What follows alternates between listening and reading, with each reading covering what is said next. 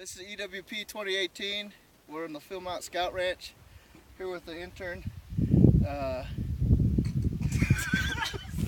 I forgot. Nick. It's Nick. I don't remember his Nick. Hey, Nick. Okay, so we're out here laying out a pond. Basically, the purpose of this pond is to capture sediment. As you can see behind us, you got this bluff. Essentially, we're trying to catch all the sediment that deposits where we're at in a pond, a sediment pond. So we're using the Farm Palm data sheet, which is this guy, and it's typically used for livestock ponds, irrigation ponds, and we're using for sediment basin. So what you'll do is you'll put in the cooperator's name, the location of the pond, the field office that you're doing the pond work, the conservation district. These no longer apply. This is back in the day.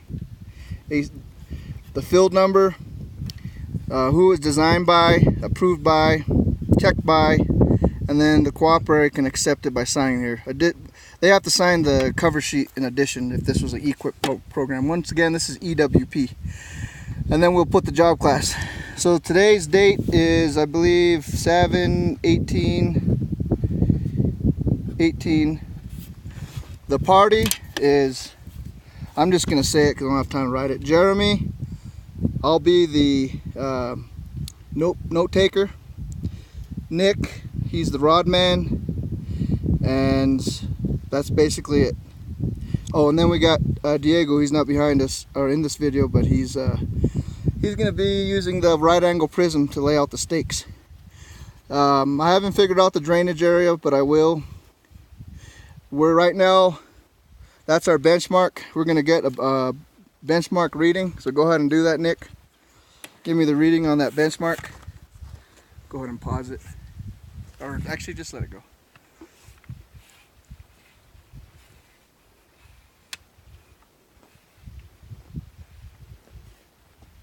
And our survey, our machine is over there, laser level. Most of you guys have set that up. We'll come over here. By the way, my videographer is Randy. He's awesome. So what Nick did is go ahead, Nick, and lower it until when it starts. Nick's basically reading the back of this rod, and right now it's beeping really fast, so that means to go down. When it's beeping slow, you're gonna go up. Right now he's constant, so the reading at the benchmark is gonna be 12.7. What is 12.78. 12.78. So that's 12.7. 1, 2, 3, 4, 5, 6, 7, and then there's an 8 right here. Can't see it. So we're gonna go on this, put 12.78. Our benchmark, description of benchmark is, it's a 1x2 hub. Go on and show that, Nick. Take the rod off there. It's a 1x2 wood hub.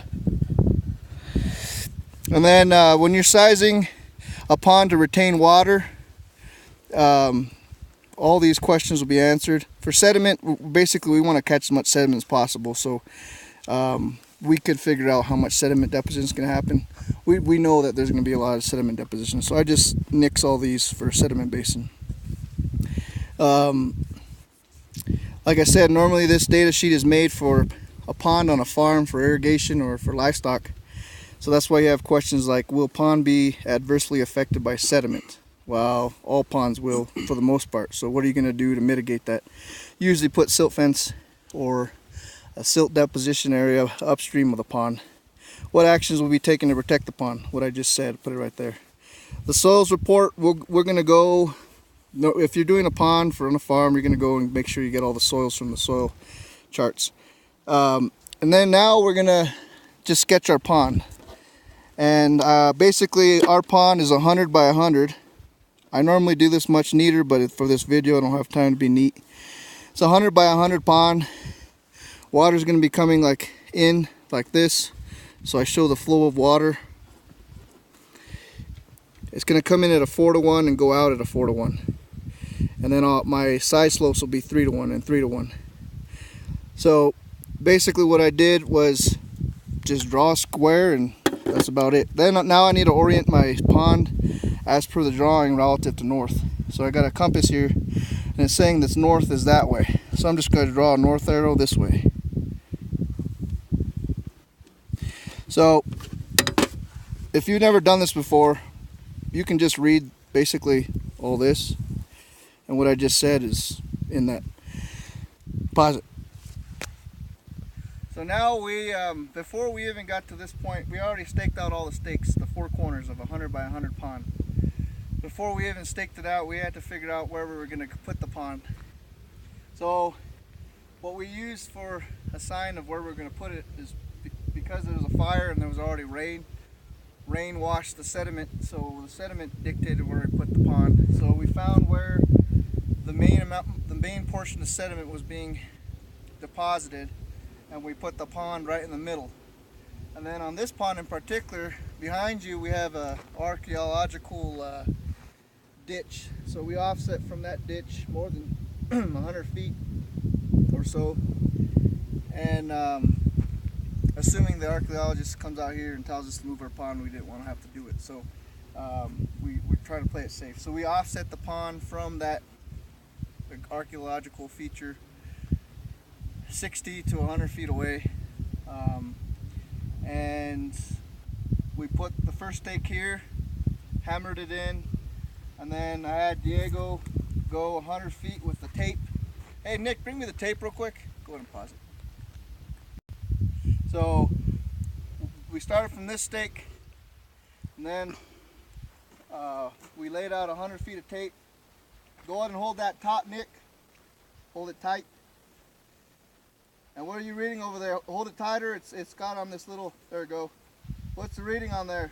100. 100. So we got a 100 by 100 pond once again. We got line, so we put that stake over there. I looked at the deposition coming down this mountain, and the center line of the deposition was the center line of this tape. So I just went to 50, and I put 50 where the center line of the deposition had deposited. And then this is our bottom part. And I kind of screwed up in the video already. We're supposed to start at the top and get the mouth of the pond in the middle. So in this case, it's not a bad deal because the sediment is so broadly spread that you'll catch it no matter if you're in the middle or not.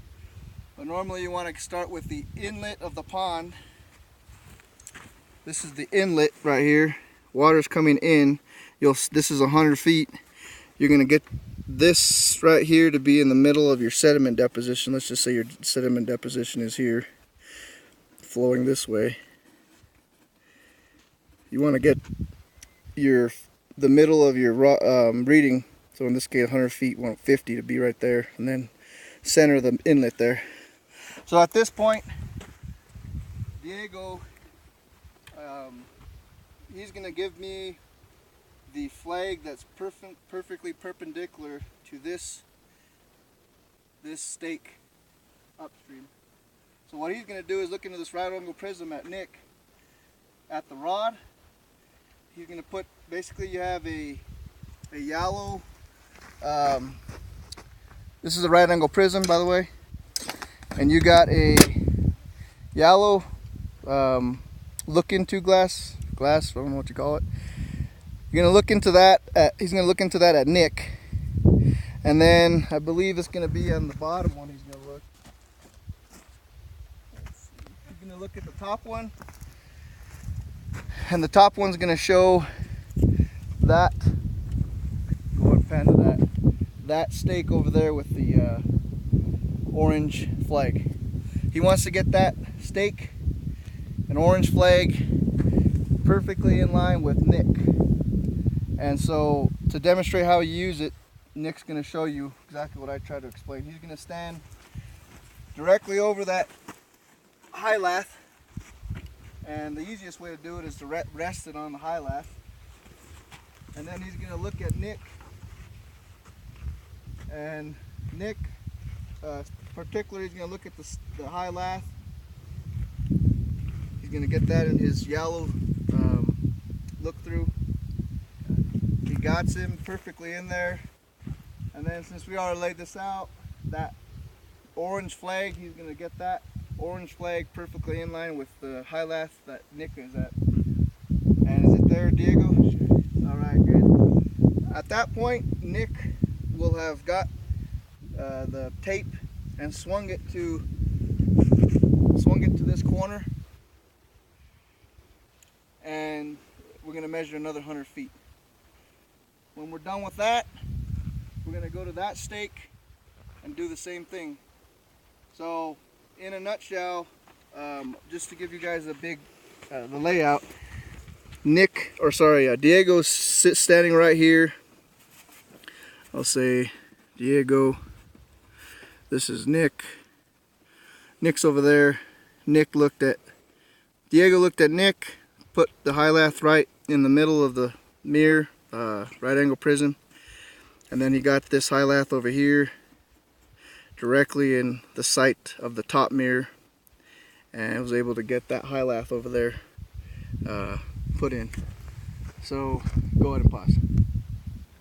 Alright, so we were right over there at that stake. Now we're here, obviously. It measured 100 feet. If you can show that, Randy. Nick's holding it 100. And now we're going to lay out this stake that's already been laid out. We're not going to lay it out, we're just going to show you how we did it. So that's that one over there. Diego, once again, was at that stake. He looked at Nick at the stake behind the pinon tree over there. Got Nick in his sight in the high lath. Oriented it perfectly in line with this one. And he was able to lay out, make sure this stake was in line. Now we're going to stay at this stake. And Diego with the right angle prism will find the stake that we already laid out in the yellow look-through glass, right angle prism. I don't know why I keep on saying that. And then he should see the high lath directly to his right. Is that going to be the top or the bottom that you're looking at? The top. So he's looking at the top glass. And if you're looking at the bottom glass, do you see me, Diego, on this rod here? Yes, sir. Okay, so that's the right angle prism. I'd be able to set line 100 feet to his right and 100 feet to his left, not to his left. So you look through the middle yellow part of the right angle prism, and you just figure out which side you have to look through. So that one's laid out, and then we'll truth whether or not this is 100 feet from there to there. And then as far as the data sheet goes, we will, once again, we're oriented like this, the pond. We're right here. We're going to shoot this shot. So go ahead and shoot that, Diego, and see what you get. Go ahead and pause it. Good? Okay. So on the data sheet, pond oriented exactly like this. Diego's right here. And we're going to basically shoot the four corners. We're going to shoot here, here, here, and here. So this is the first one. So let's see what Diego gets here. So let's show this side. What are we at? 2 19. 19. This would be 198. 198. So go ahead and go up to that so it starts constant. Pretty close, yeah. 198. So we're gonna put 198 on this dill, and then we're gonna go shoot all the other ones. Pause it. All right, so we got all the shots. Diego shot all the corners. 198, 194, 870, 778. We added those 4 shots. We added 198 to 194 to 870, 870 to 778. Divided by 4, we got an average of 510. We're going to make this pond 10 feet deep. And so the grade rod should be 10 plus 510. So you're just going to put 1510. And then basically the bottom depth below the benchmark is the grade rod minus the benchmark rod. So it'd be 1510 2.10 minus our benchmark of 12.78. 2, 11, 10, 9, 8, 7, 6, 5, 4, 4, 3, 2. So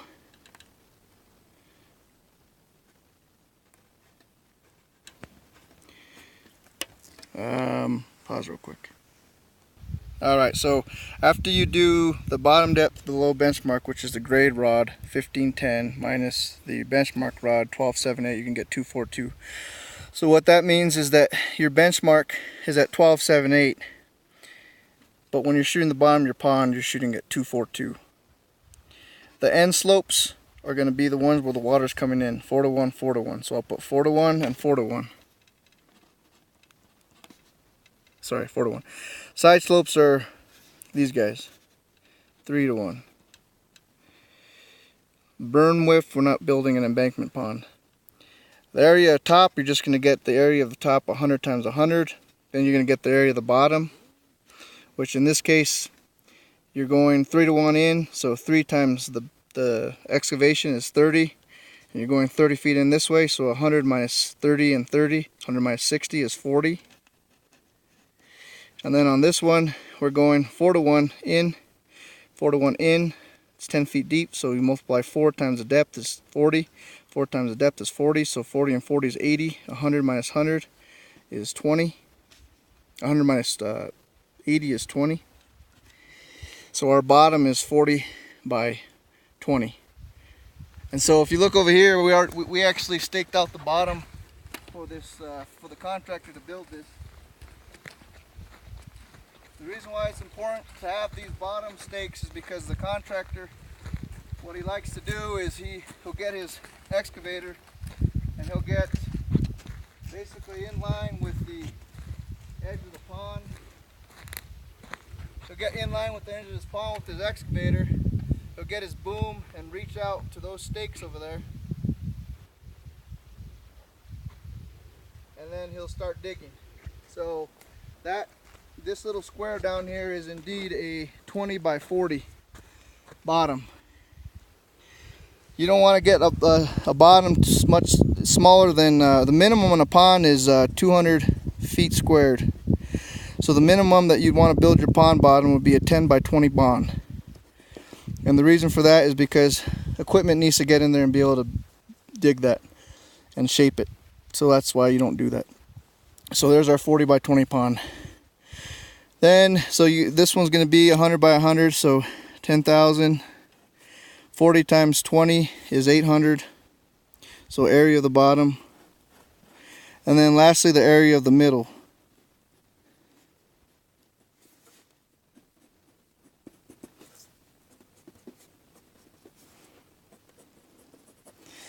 So this square, this dotted square, we need to get that area. So we're 3 to 1.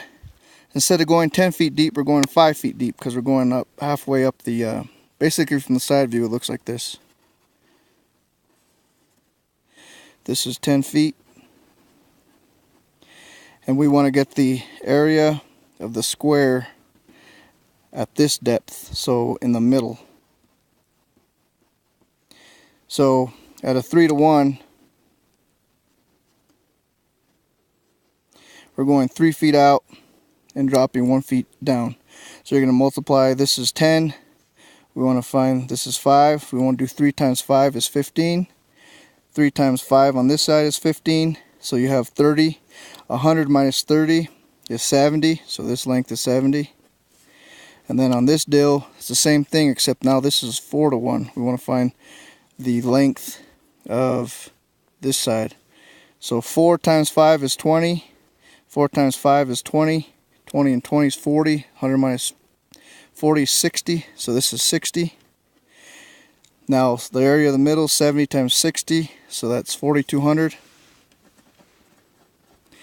And then lastly, you have to figure out the volume. On the back side of this data sheet, you got to figure out the volume, you just put the depth of your pond, 10 feet, the area of the top, 4 times the area of the middle, the AB over 162.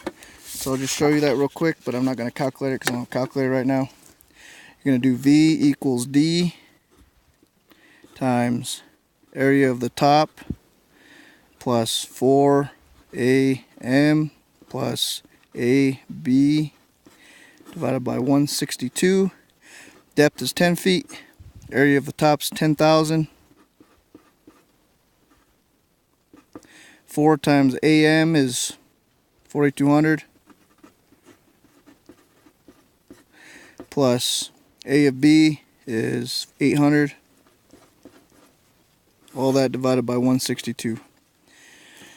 Once you quantify that, you're going to get a cubic yardage volume. You're going to put that there. As far as your survey notes go, lastly, what we're going to do is close out our survey. So let's go and close that out. Pause it. So we finished the survey. We shot the 4 corners. We laid out the pond with the right angle prism. We laid the inside stakes for the pond so the contractor can put his equipment, assuming he's using a Traco, sit on the end of the pond, grabbed into the pond to our inside stakes and pull out the material. Now we got to close out our survey. So Diego is sitting on the benchmark that we already shot, and what are we shooting, Diego?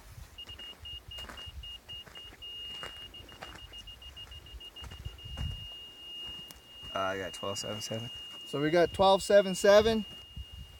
So 12.7, 1, 2, 3, 4, 5, 6. Oops, it's almost 7. Yeah, 12.77. You're right. That's 12.77. The original benchmark was 12.78, so we're off by 0.01. We're good. That's pretty much the layout of a pond. That's for a sediment basin. It's not going to be any different than a pond for irrigation or for livestock. If you have any questions, give me a call. Additionally to this, we have, if you orientate on your survey notes, you need to put where your benchmark is relative to your pond. So this rock, this big rock, is relative to the corner, about right here. Then we've got our 1x2 hub here. So you're going to put, just say big rock, big boulder. You're going to call this out as benchmark.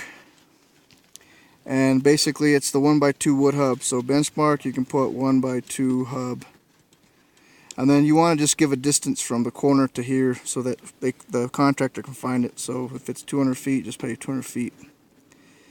So there's not any science on doing this. It's just laying out a square. If you have any problems figuring it out, go ahead and give me a call.